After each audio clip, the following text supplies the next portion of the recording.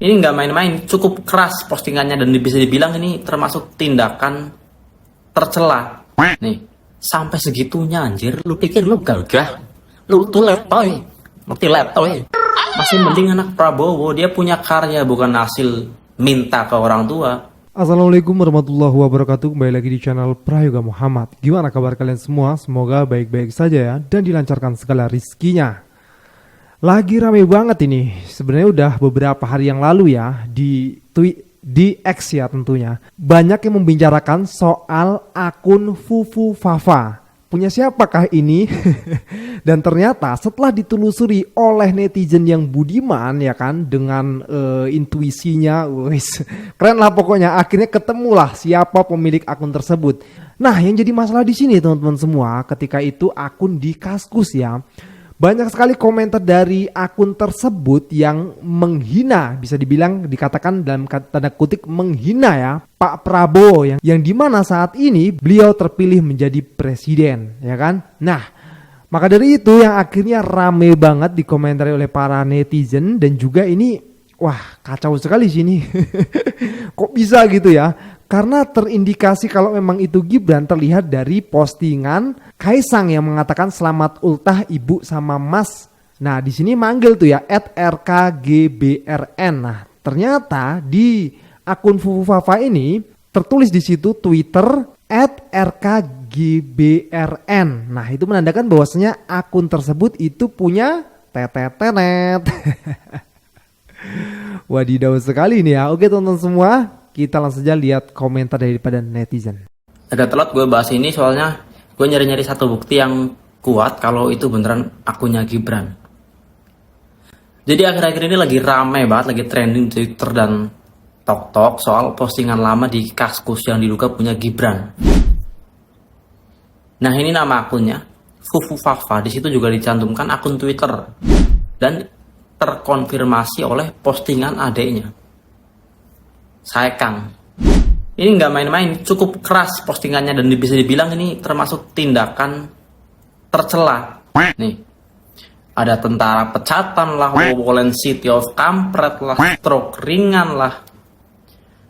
Dan dia sebut 13 provinsi yang dimenangkan Prabowo di Pilpres 2019 adalah provinsi terbelakang.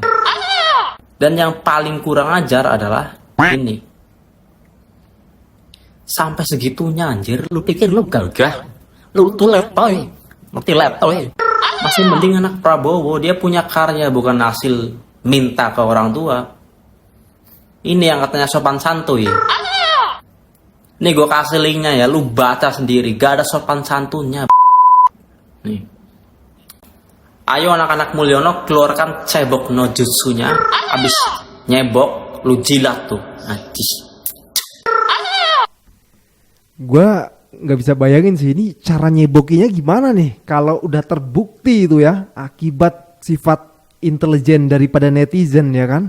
Ini gimana ini? Aduh, jadi perkara yang besar ini. Kita lanjut lagi guys. Bang, bahas akun Kaskus Gibran yang lagi viral, katanya dulu sering ejek Pak Prabowo. Oke, ramai di perbincangan netizen, akun Kaskus lama yang diduga milik Gibran, wakil presiden terpilih Indonesia. Menariknya ternyata dulu sering nyinyir dan menjelek-jelekan Pak Prabowo, seperti mengatakan istri cerai, anak homo, terus mau lebaran sama siapa. Wah, menarik nih. Awal mulai ramai di perbincangan ini ketika akun _mardial_ membeberkan nama akun ex lawas Gibran. Dia menuliskan _rkgbrn adalah akun lama anaknya Mulyono. Penyelam handal, tunjukkan skillmu. Telah ditelusuri, ternyata akun tersebut pernah dimention oleh akun X-nya Kaisang, yaitu Kaisang P, di tahun 2011. Saat itu Kaisang mengucapkan ulang tahun kepada Gibran dan ibunya. Nah, menariknya dari sini netizen menemukan akun Kaskus Gibran, yaitu yang bernama Fufu Fafa. Hal ini terungkap karena salah satu postingan Fufu Fafa yang diduga milik Gibran mengaku jika dirinya adalah pemilik akun X dengan username RKGBRN yang sempat dimention oleh Kaisang Pangarep sebelumnya. Fakta tersebut sontak membuat netizen yakin bahwa akun tersebut milik Gibran. Namun hingga dibuat video ini, Gibran belum memberikan klarifikasi itu semua. Kalau menurut teman-teman bagaimana? Dia mengomentari judul-judul dari berita. Joko Grab dan Mandala Nusa, usulan nama ibu kota baru Indonesia menurut warganet gitu. Dia menjawab Wowolen City of Kampret. Jadi Wowoland City of Kampret. Jadi lahan atau tanah Wowo atau kota Wowo kurang lebih demikianlah. Wowo ini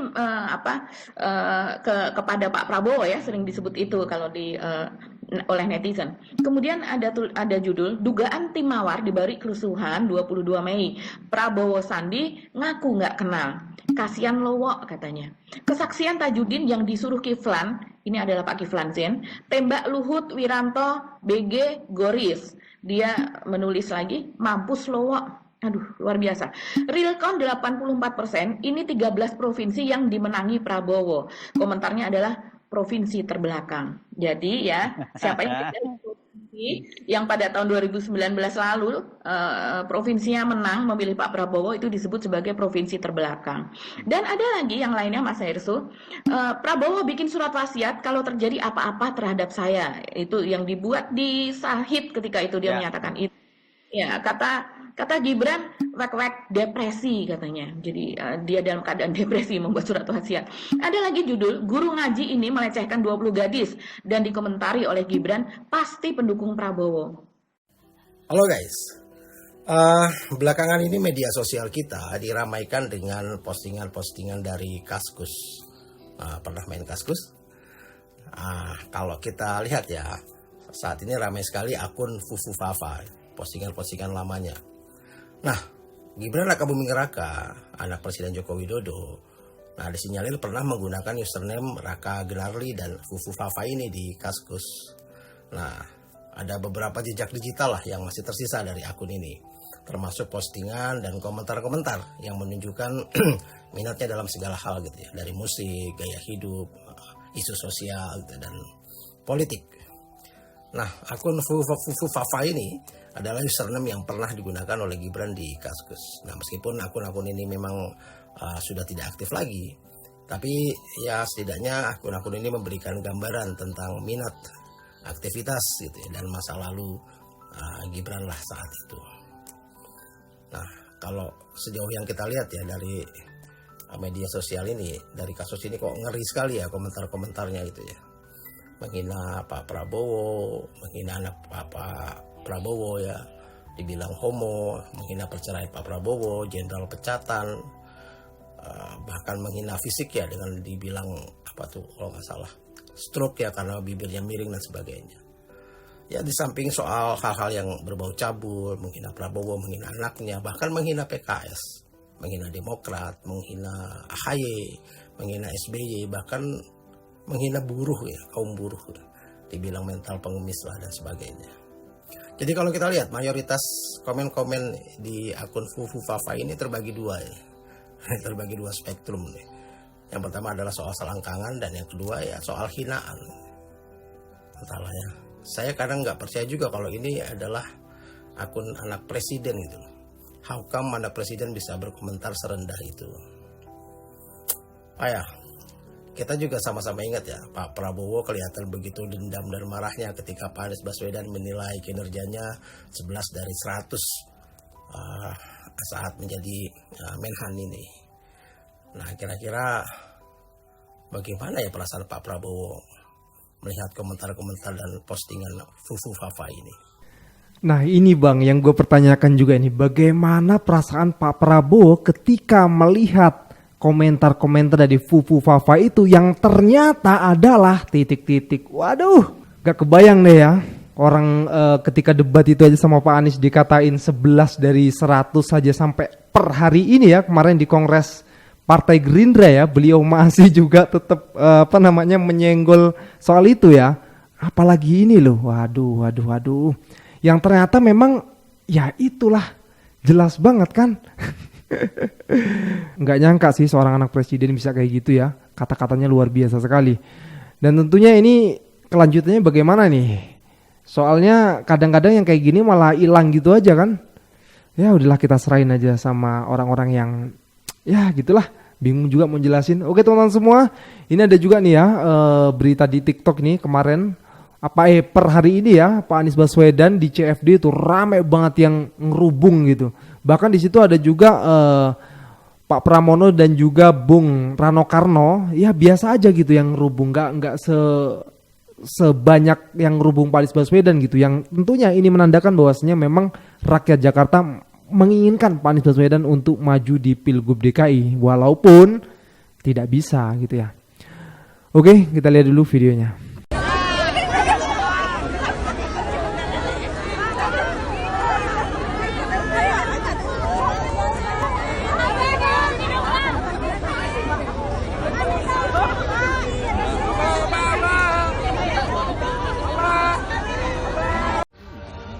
Kalau lihat foto begini ya, Pak Anies di CFD Jakarta dikerubutin orang pada minta foto. Ini kan kemauan masyarakat Jakarta pengen Pak Anies mimpin. Ya enggak? Sekarang begini, ketika masyarakat Jakarta itu ingin pemimpinnya Pak Anies, tapi yang di atas sana, ya enggak, pada menjolimi. Sampai-sampai Pak Anies tidak dapat tiket di Jakarta. Semua partai nggak ada yang berani dukung Pak Anies. Luar biasanya Pak Anies ini di mata masyarakat Jakarta. Tapi begini, di mata masyarakat Jakarta, Pak Anies tetaplah pemenang. Karena sebelum bertanding, Pak Anies sudah dijegal tidak ikut bertanding. Kalau kata orang Betawi, sebelum bertanding gak dikasih main, itu namanya cemen. Tahu nggak cemen? Ayam sayur alias belimbing sayur. Oke, sekian dulu teman-teman ya, biar pada paham ini. Slebeo. Oh iya, jadi teman-teman, kalau mereka ngolok-ngolok kita semua nih ya, yang berada di barisan Abah dengan sebutan anak Abah, anak Abah, anak Abah, simpel jawab aja, oh iya anak setan gitu ya. Oke, ya jawabnya gitu aja. Dari awal kita mengawal putusan MK, aksi besar-besaran, itu memang bukan hadiah buat Anies atau PDI Perjuangan, itu adalah perjuangan rakyat mengawal demokrasi. Jadi, kalau Anies nggak jadi diusung oleh PDIP di pilkada ini, ya jangan sedih, tenang aja teman-teman. Lagian, Anies nggak jadi maju, ada hal baik loh yang bisa kita ambil di dalamnya. Iya, pesan moralnya sederhana. Kalau kita harus sadar bahwa di dalam politik, perjuangan mengawal demokrasi itu loyalitasnya nggak boleh kepada satu orang. Jadi teman-teman nggak boleh berharap demokrasi berubah hanya kalau dipegang Anies.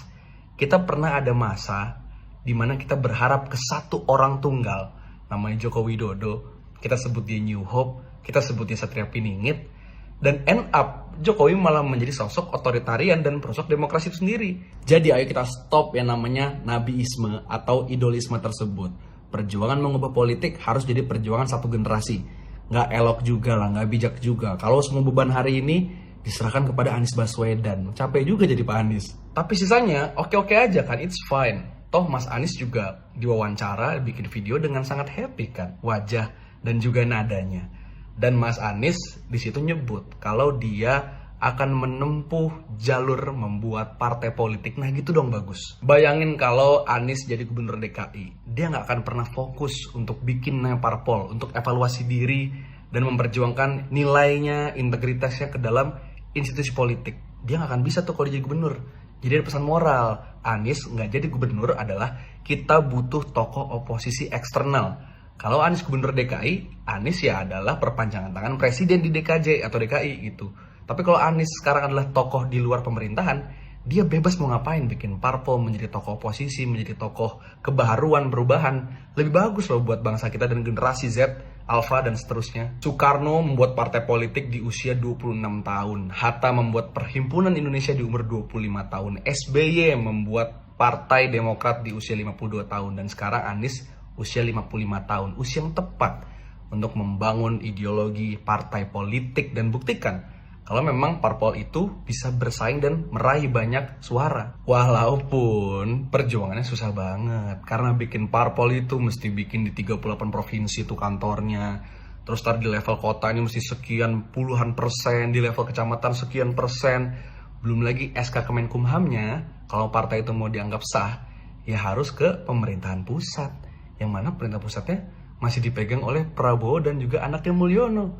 Kita lihat, mampukah Anies Baswedan bersaing melawan rezim ini? Dan ayo harus kita lawan juga. Keren, keren. Ih, anak muda cerdas kayak gini nih, keren nih. Harusnya banyak-banyak ini ya anak muda cerdas kayak gini nih, visioner, pemikirannya luas lah pokoknya ya, nggak sempit gitu. Tahu betul lah seluk-beluk politik gitu ya, keren. Dan tidak lupa pula ya, ini banyak juga yang berkomentar soal Ridwan Kamil nih. Karena gagasan-gagasannya ini unik-unik ataupun aneh-aneh gitu ya. Coba kita lihat videonya. Bang Kamil, pilkada belum mulai bang. Kok lu mulai duluan blundernya? Lagian orang mah blunder gara-gara potongan ayat, gara-gara nolak Israel. Lah lu bang, gara-gara postingan lama. Tapi gimana rasanya bang? Dulu ngepin komen orang sampai dia hilang pekerjaan, sekarang komen abang yang dipin satu Indonesia. Kira-kira bakal susah dapet pekerjaan juga gak bang ya? Enggak lah, nasib abang gak akan sama guru yang hilang pekerjaan sampai sekarang gak bisa ngajar gara-gara komennya abang pin. Sama abang, beda nasibnya pasti. Kan abang ada Kim Plus yang bantuin. Kim Plus masih ada kan bang? Bang nih mohon maaf nih bang, ini gue ngomong lu gue gini bukan karena gak sopan, emang karena anak muda Jakarta ngomongnya begini bang. Nanti konten gue lu report lagi bang. Tapi gue penasaran deh sama orang Jakarta. Kira-kira lu pernah demen gak sih kalau Bang Kamil nyari kerja di mari? Coba komen di bawah. Oke, kita bahas pilkada Jakarta ya. Kebetulan gue adalah orang yang memiliki kesempatan untuk merasakan baik Bandung ataupun Jakarta. Dari kecil sering bolak-balik Jakarta gitu. Di Bandung ada keluarga, di Jakarta ada keluarga juga. Kita bahas Cagup Jakarta dari mulai Ridwan Kamil dulu ya. Nah ini yang kemarin ramai gitu. Ridwan Kamil siapkan mobil curhat keliling isinya psikolog dan ustadz untuk warga Jakarta yang marah karena macet. Nah buat warga Bandung kayaknya masih ingat dulu tuh ada yang namanya Kekasih. Gue nggak tahu konsepnya nanti bakal sama atau beda, cuman poinnya adalah ya melayani curhatan warga-warga gitu. Nih bentuknya guys, pink menyala. Dulu pada masanya ya rame gitu, wow, terobosan dan lain sebagainya gitu. Tapi kalau misalnya ditanya gitu, sekarang masih ada nggak di Bandung? Enggak, udah nggak ada. Dan apakah nanti bisa dilakukan di Jakarta? Ya bisa, selama ada uangnya ya bisa. Tapi catatannya ada dua. Yang pertama sustainability-nya gitu. Berapa lama program ini berjalan? Kalau gegernya di launching doang, terus cuma bertahan setahun, 2 tahun, ya buat apa? Bukannya itu namanya pemborosan. Ya ujung-ujungnya ya buat portofolio aja gitu. Enggak cuma ini doang, beberapa program RK lainnya tuh ada masalah pada sustainability gitu. Let's say halte gitu, sekarang terbengkalai, terus teras Cihamplas yang mengkhawatirkan. Terus yang kedua, apakah ini benar-benar adalah sebuah solusi dari masalah yang terjadi? Sebenarnya kalau bicara soal solusi itu ya gimana caranya bisa berkelanjutan gitu ya. Solusi kalau cuma setahun 2 tahun terus nggak jalan lagi ya gimana gitu. Bagaimana solusi itu bisa berjalan sampai 5 tahun bahkan sampai pergantian pemimpin gitu kan, keren tuh. Nah sekarang itu jadi PR tuh buat calon Pilgub DKI ya kan. Karena Pak Anies yang sudah mengumpulkan ya kan, di breakdown satu-satu tuh, tapi nggak bisa maju, ya sudahlah, ya udah nggak apa-apa lah. Mungkin hikmahnya Pak Anies bisa buat partai. Oke teman-teman semua, udah cukup ya. Jangan lupa untuk berikan komentar dan kritikan kalian di bawah ini. Jangan lupa juga untuk like, subscribe channel ini. Sekian dari gue Prayoga Muhammad. Wassalamualaikum warahmatullahi wabarakatuh.